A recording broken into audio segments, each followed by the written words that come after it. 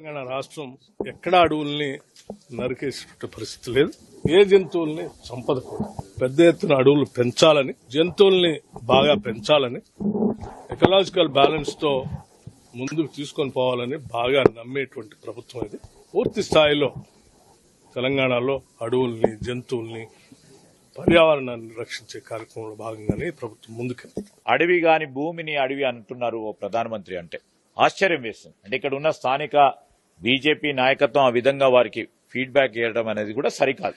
అక్కడ ఉన్న భూమి అటవీ ప్రాంతమే కాదు, ఏం చెప్పమంటారు, కోర్టులో నడుస్తా ఉన్న మ్యాటర్. ఆ విషయంలో మేము ఎక్కువ మాట్లాడకుండా మేము ఖచ్చితంగా కూడా న్యాయాన్ని నమ్ముతాం, న్యాయస్థానాన్ని నమ్ముతాం. కోర్టు పరంగా ఇచ్చే జడ్జిమెంట్ కు సంబంధించి మా వాదనలను కూడా వినిపిస్తాం. ఆర్టిఫిషియల్ ఇంటెలిజెన్స్, కృత్రిమ మేధను ఉపయోగించుకొని అనేక మందిని ప్రభావితం చేసే విష ప్రచారం చేసిన, విషం జిమ్మే కార్యక్రమం చేసిండ్రు ప్రక్కన టీఆర్ఎస్, ఇంకో పక్కన బీజేపీ. వాటి స్పష్టంగా కూడా రేపు రాబోయే కాలంలో తప్పకుండా జవాబు చెప్తాం.